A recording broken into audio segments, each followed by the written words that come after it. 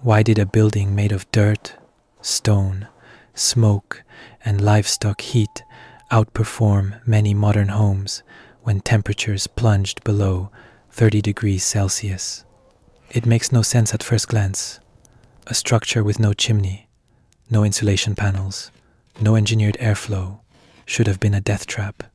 Yet, for nearly 4 centuries, Viking longhouses kept entire families alive through winters so brutal that a single night outside could freeze a grown man solid. Archaeologists still debate the full explanation, because these buildings were never just shelters. They were survival machines, systems shaped by physics, refined by memory, and perfected through generations of trial and error. The Vikings didn't write manuals, but every longhouse they built carried the weight of inherited knowledge. Its secrets were not visible from the outside. They lived in proportions optimized for heat retention, in the choreography of rising smoke and sinking cold air, in thick turf walls that behaved like natural batteries, in hearthstones that stored fire long after the flames died, and in the astonishing way human biology, animal warmth, and earthbound materials fused into a single thermal ecosystem. To understand why the longhouse worked, we must first understand why it should have failed, why a structure made from nothing but the land itself somehow mastered the one force northern winters used to break civilizations: cold. Between 793 and 1066, Norse settlers scattered across the North Atlantic built longhouses on coastlines, fjords, volcanic plains, and glacial valleys. Their lengths could vary wildly, some short and utilitarian at 15 meters, others stretching more than 70 meters, and a few monumental halls like the one at Huen in Denmark, pushing past 131 feet. But these variations were not the product of architectural freedom, they were the product of survival. Because despite all those differences in length, one dimension barely changed at all: width. Almost every longhouse on record falls between 5 and 7 meters wide, no matter the region, resources, or wealth of the family inside. At first, archaeologists assumed this was cultural habit, a stylistic choice passed down through the generations.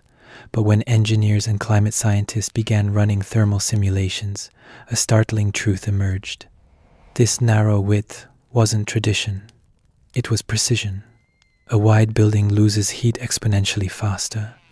It exposes more interior air to cold exterior surfaces. Warmth stretches thin, dissipating into corners and dead spaces. But a narrower building compresses the warm zone. It reduces surface area.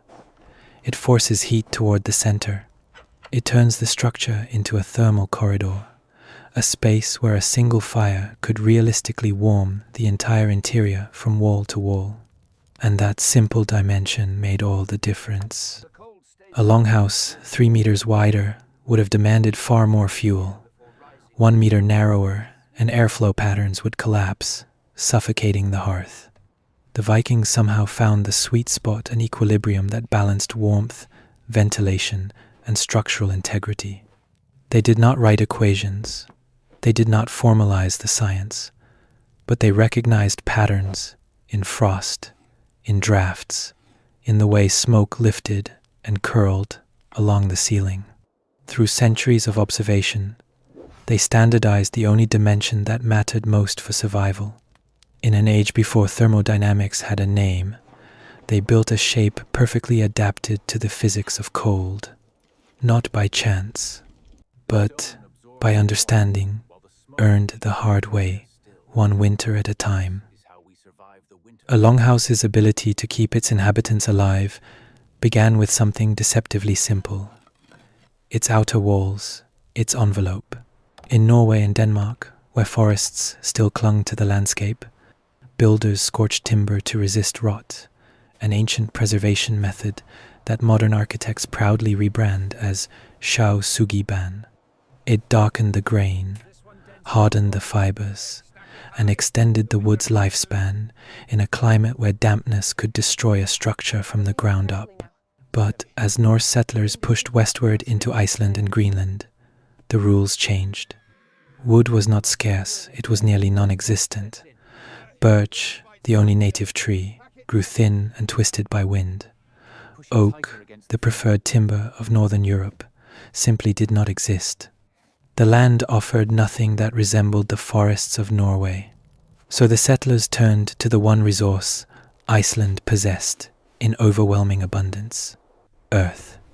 Thick blocks of turf dense with soil, grass, and tangled root systems became the core building material. They cut them from the ground like natural bricks and stacked them in alternating patterns, creating walls that were less like wooden structures and more like living embankments. And these walls did more than stand upright. They excelled at trapping heat. Turf is a strange material, both porous and heavy. Its pockets of trapped air slow the flow of thermal energy. Its sheer mass resists temperature swings. Once warmed, turf becomes reluctant to let go of its heat. Once cold, it stubbornly rejects any attempt to warm it quickly. This is what modern engineers describe as thermal inertia, a material's ability to smooth out temperature extremes. In modern passive house design, this is considered cutting edge. For Viking settlers, it was simply the most logical use of the landscape. The effect was powerful.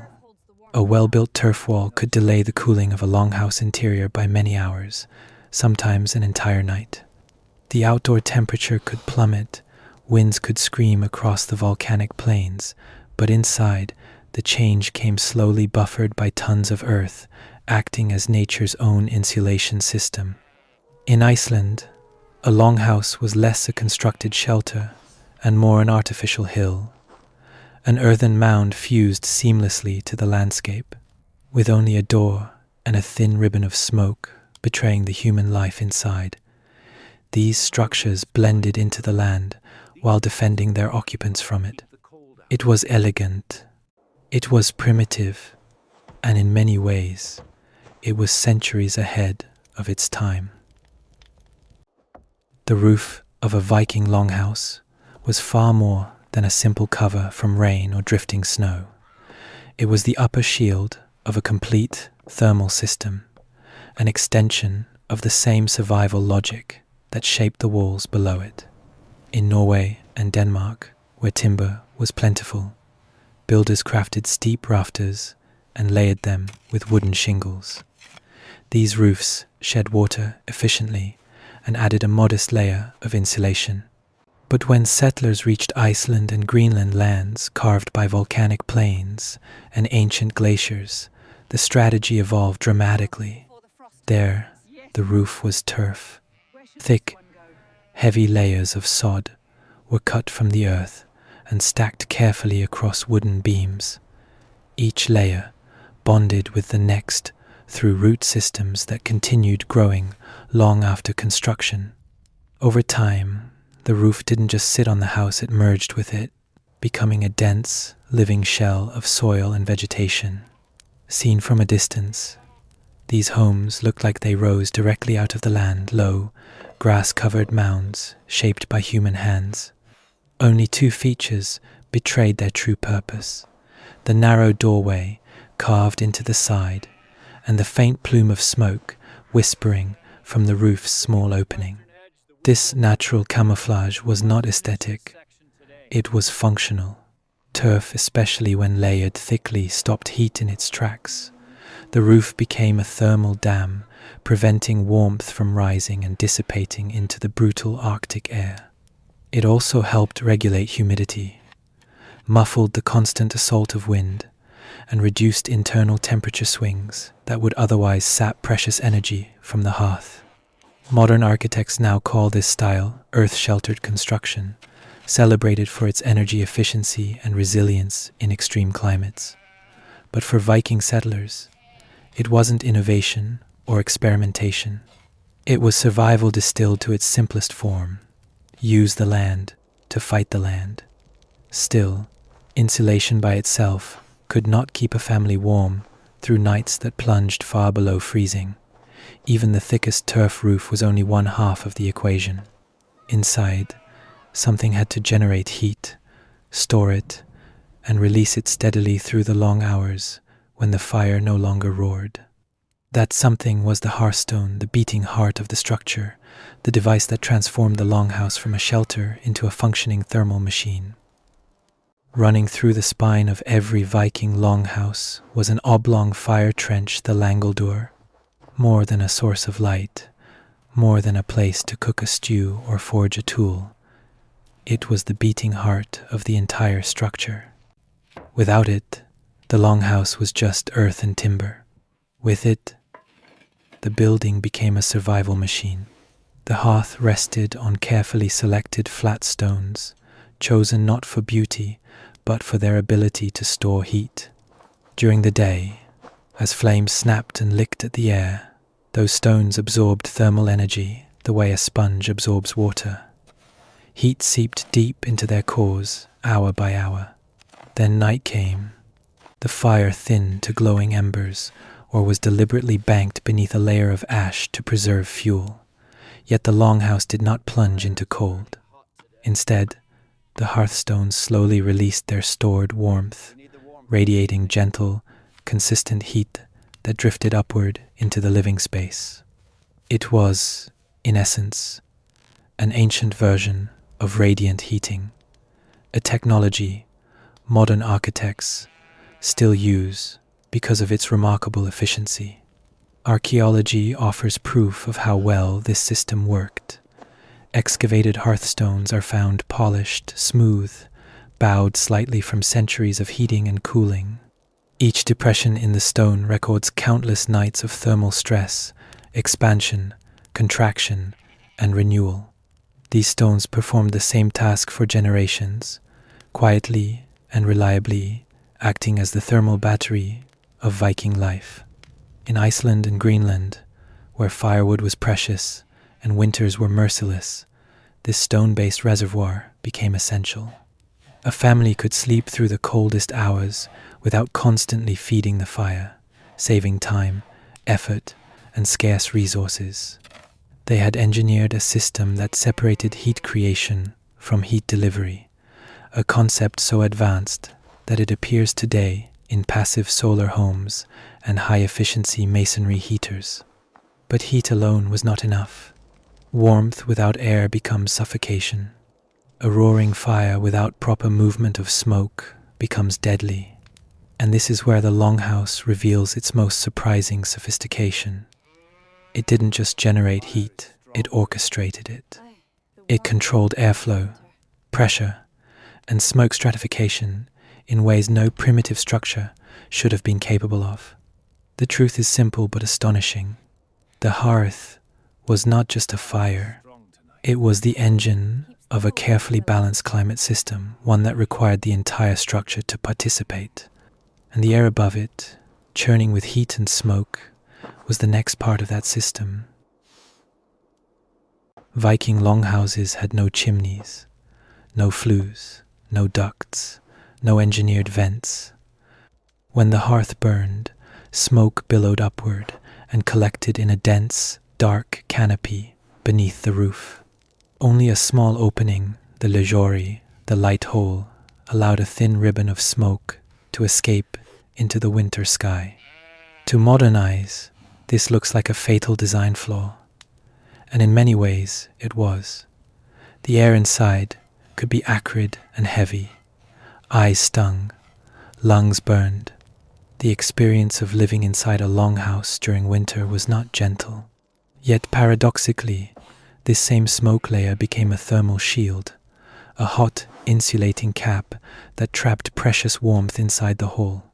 Instead of rising freely into the night and bleeding away heat, warm air was slowed, thickened, held in place by a blanket of combustion gases. This created a remarkable two-zone interior climate, a lower zone warm, breathable, and stable, an upper zone smoke-filled, hot, and insulating. This was not primitive ignorance. It was intentional design. The Vikings understood through centuries of observation that hot air rises and cold air sinks. They shaped their halls around this principle, ensuring that the livable zone stayed warm and the smoke layer stayed high enough not to suffocate them, yet low enough to prevent heat loss. Modern fluid dynamics describes this phenomenon as stratified airflow, a stable layering of temperatures and densities inside an enclosed space. Engineers study it today to design energy-efficient buildings, but the Vikings were using it 1,000 years before the science existed. But the real ingenuity lies deeper. Evidence from several Icelandic sites suggests the presence of sub-hearth air intakes vents carved beneath the fire pit. These channels allowed cold outside air to enter directly under the flame, where it was instantly heated. Instead of slicing across the hole as a freezing draft, incoming air was pulled into the convection loop, feeding the fire and stabilizing airflow without chilling the living space. This system is astonishingly similar to designs found in Himalayan winter houses, Siberian chums, and Native American pit dwellings, cultures separated by oceans but united by the brutal force of winter. Wherever humans faced deadly cold, they discovered the same principle: manage the smoke, and you manage the heat. This convergence across civilizations doesn't point to shared ancestry. It points to universal engineering solutions, shaped not by theory, but by necessity. When survival is on the line, people learn to read the wind, the fire, and the breath of a room itself. And in the Longhouse, that knowledge became a climate system far more sophisticated than it appeared. In the Viking Longhouse, the livestock area called the fjós was not a barn in the modern sense. It was an extension of the family's living environment. Sheep, goats, cattle, and sometimes pigs were brought inside during the harshest months, not only to shield them from storms, but because their presence fundamentally altered the climate of the hall. This wasn't convenience. This was biothermal integration, the deliberate blending of animal heat into the architecture of survival. A single cow radiates a surprising amount of warmth, roughly equivalent to a small electric space heater. Sheep, grouped together, create a steady, low-level heat that is both constant and predictable. In a climate where temperatures could plummet without warning, these animals became biological furnaces operating day and night. Combined with the radiant heat from the Hearthstones, their warmth transformed the interior into a multi-source thermal network, a synergy of fire, stone, earth, and flesh. Instead of relying on a single blazing fire, the Vikings distributed heat generation across living bodies and geological materials. It made the Longhouse more stable, more resilient, and far less vulnerable to sudden drops in temperature. To the Norse, these animals were not sentimental companions. They were essential partners in survival. Their breath thickened the warm air. Their bodies radiated heat into the lower zones. Even their presence helped maintain humidity levels that kept the indoor environment more comfortable for humans. Modern engineers studying passive agricultural design still use similar concepts. Barns in cold climates are sometimes heated not with expensive fuel, but simply through the metabolic heat of the animals inside. The Vikings knew this long before thermometers or climate modeling existed. They learned it by watching their world closely, observing how warmth pooled around livestock, how frost receded where animals slept, how survival improved when humans and animals shared one roof. With the herd warming one end of the hall and the hearth warming the other, the Longhouse became a carefully balanced ecosystem of thermal inputs. Heat moved slowly and evenly, sinking into turf walls and rising through smoke layers, smoothing out the violent swings of an Arctic night. But even this brilliantly layered system was not complete. For the Vikings to fully harness the warmth they created, they needed to position themselves within the warmest band of air inside the Longhouse. And that required lifting the humans themselves. Inside every Viking Longhouse, raised wooden platforms pallor lined the walls like shallow shelves of survival. Families slept on these benches, layered with straw, wool blankets, and thick animal furs. The design seems simple, almost primitive, yet it embodies one of the most sophisticated principles of indoor climate management. Elevation mattered. More than comfort, more than storage, it was physics. Cold air is heavy. It sinks and pools along the floor, forming a frigid layer that no amount of fire can fully erase. Warm air, lighter and more energetic, rises and gathers just beneath the smoke layer, forming a band where temperatures are naturally higher and more stable. By lifting themselves into this middle zone, Viking families positioned their bodies at the exact height where warmth was most abundant. They were not trying to heat the entire hall. That would have been impossible and wasteful. Instead, they focused on heating the people within it. This is what modern engineers now call thermal zoning, concentrating heat where humans actually live and rest, rather than attempting to warm unused air. Energy-efficient homes today use the same concept with zoned HVAC systems, radiant floors, and carefully designed air circulation. But the Vikings achieved it with nothing more than observation and wood. On these raised platforms, nights became survivable. Warmth from the hearthstones drifted upward, heat radiating from livestock slowly mixed into the room. Even the smoke layer overhead acted as a strange, suffocating, yet effective blanket that slowed heat loss. The result was a thermal, sweet spot where breathing was easier, sleep was possible, and mornings did not begin with frozen hands. Here, wrapped in furs beneath a ceiling darkened by centuries of soot, families told stories, nursed infants, shared meals, and planned the next day's labor. These benches were not merely beds, they were the social and emotional center of domestic life, where the warmth of fire blended with the warmth of community. Yet even this ingenious system of elevation and thermal management was only part of the Longhouse's deeper complexity, because the story of heat in Viking architecture does not end with people or animals, or even fire itself. It reaches into the behavior of air, the rhythm of smoke, and in rare cases, the extraordinary use of geothermal power that some Viking builders tapped beneath their feet. On a quiet farm in Reykholt, Iceland, once home to the poet, chieftain, and historian Snorri Sturluson, archaeologists uncovered something no one expected. Beneath the floor of a medieval longhouse lay a network of stone-lined channels, arranged with deliberate care. They weren't drainage ditches, they weren't storage pits.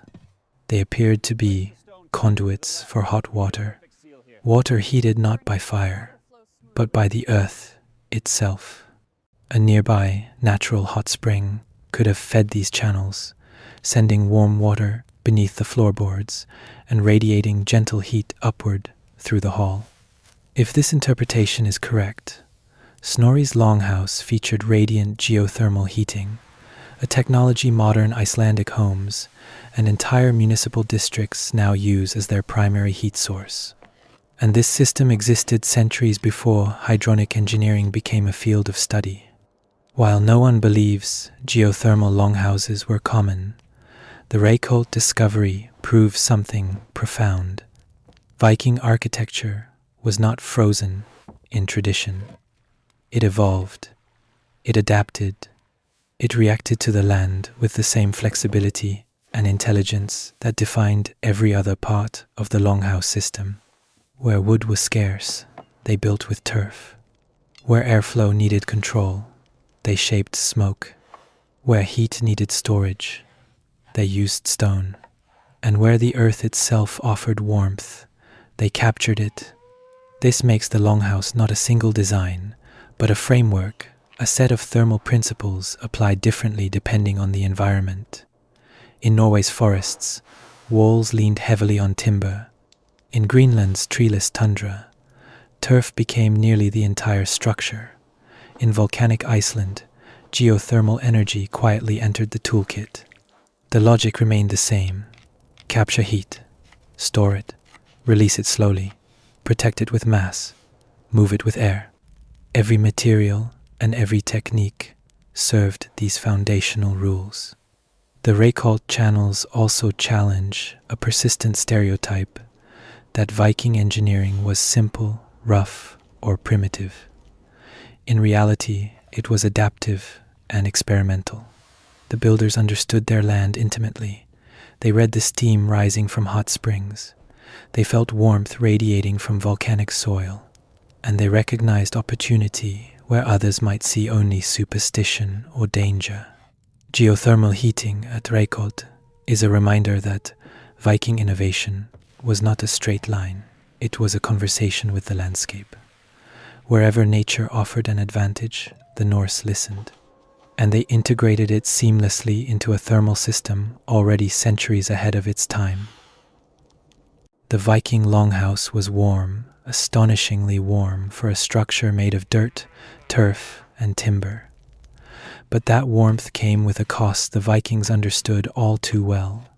Modern experiments inside reconstructed longhouses reveal the danger clearly. Carbon monoxide levels near the hearth often reach 16 parts per million, a concentration that would trigger alarms in any modern home. Fine particulate matter, PM2.5, regularly climbs to 3.4 milligrams per cubic meter, dozens of times higher than today's safety limits, and enough to cause lung damage with long-term exposure. Inside that world, smoke wasn't an occasional irritation. It was a constant presence. Eyes watered, chests tightened, a haze clung to rafters, seeped into clothing, and settled into the lungs of anyone who lived there long enough. Chronic bronchitis, reduced lung capacity, and shortened lifespans were almost certainly part of everyday reality for people who had no alternative. Yet the Vikings could not simply ventilate more. Every breath of fresh air was also a breath of cold air, and every draft of cold air stole heat from the longhouse heat that families needed to survive through nights that could reach 30 degrees Celsius or worse. So they faced a choice: endure the smoke or freeze.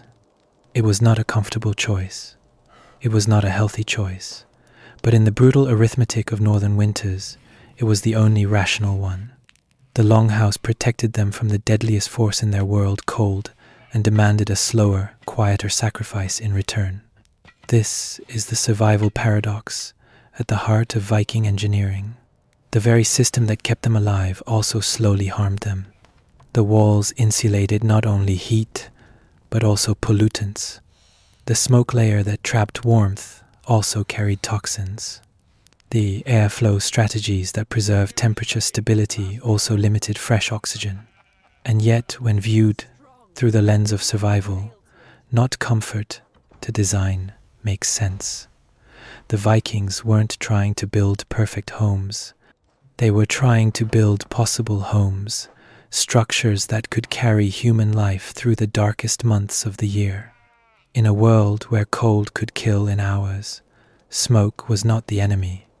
It was simply part of the bargain, a reminder that survival in extreme environments is never free, and every solution comes with a shadow. The hearth in a Viking longhouse was more than a source of heat. It was the center of the universe, physically, socially, and spiritually. Around its glow, families cooked meals, repaired tools, braided rope, softened leather, sharpened blades, told stories, taught children, recited sagas, and bound their lineage to the ones who came before them.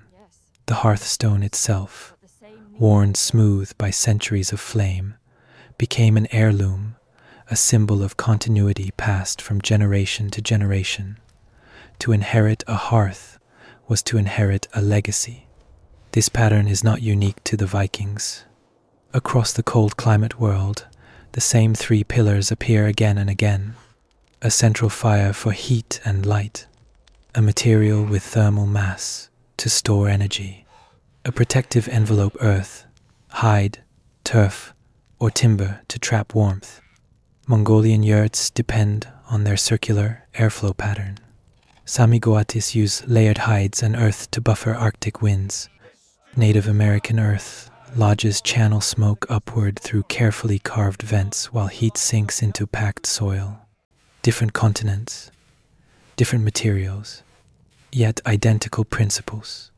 The Vikings stood within this global lineage of ingenuity, but their scale was exceptional. Some longhouses stretched more than 200 feet, massive communal structures engineered not just for survival, but for social life, feasts, governance, and ritual. They were architectural ecosystems, because a longhouse was never just a building. It was a system, a carefully balanced fusion of heat science, airflow control, structural engineering, and biological integration. Turf walls provided insulation and thermal inertia. Hearthstones acted as radiant batteries. Smoke stratification created a natural thermal cap. Livestock added stable, metabolic heat. Raised platforms placed humans in the warmest band of air. Remove any one of these elements, and the entire mechanism faltered. Too much venting. The hall froze. Too little. It choked with smoke. No turf. Heat vanished into the night. No hearthstones. Nights became lethal. No livestock. The thermal reservoir collapsed. This was not a perfect machine. It was a functional one, designed not for comfort, but for survival. Its genius lay in its balance, in the way every component supported the others. And it worked. For centuries, through winters that would break almost any modern home if stripped of electricity. In the Longhouse, technology, tradition, and human instinct merged into a single, coherent response to the most relentless force in the Viking world, the cold. Today, the turf houses of Iceland and Norway sit in silence. Their timber frames have softened with rot. Their thick earth walls have slumped and collapsed into the soil they were once carved from. The hearthstones, the same stones that held generations of warmth, now lie cold beneath open skies. But their wisdom has never disappeared. The ideas they embodied live on in modern, passive solar architecture, in rammed earth construction, in masonry heaters, in earth-sheltered homes built into hillsides to capture the stability of the ground. Energy crises and climate challenges have pushed engineers to revisit what these ancient builders understood intuitively, that the land itself can be a partner in survival. What the Vikings created was not luxury. It was not comfort. It was sufficiency, the art of making just enough warmth, conserving just enough energy, building just enough shelter to endure months when the sun barely rose. The Longhouse teaches a lesson that modern life often forgets. Survival isn't about conquering nature through brute force. It's about cooperating with it, using its physics, its temperatures, its materials, even its limitations, to create a stable pocket of life within a hostile world. The Vikings did not defeat winter. They negotiated with it, and in doing so, they built something far more enduring than turf and timber. They built a system of knowledge, a framework of principles about heat, air, mass, and human resilience. A blueprint made not of drawings, but of habits passed through generations. A structure refined by storms, perfected by cold, shaped by necessity. This system tells us something powerful. Humans can survive almost anything when observation, creativity, and hard-earned experience converge. The ruins may crumble, but the ideas remain quiet, persistent, waiting for us to recognize them again. In a world that relies on grids, wires, and fuels, the Longhouse stands as a reminder that ancient solutions still hold profound value, and that sometimes the path forward begins by looking back. The Vikings left behind no manuals, no mathematical formulas, no architectural treatises, but they left principles carved into the very landscape, principles that refuse to die. If the past still carries lessons powerful enough to reshape how we think about survival today, then how many ancient technologies have we overlooked, misunderstood, or allowed to slip into silence? Every forgotten method, every buried structure, every spark of ingenuity reminds us that our ancestors were not primitive. They were problem solvers, engineers, and survivors. Thank you for watching Primal Heritage, a place where we honor their brilliance, revive the knowledge they left behind, and explore the resilient spirit that allowed them not just to live, but to endure, adapt, and shape the world we inherited.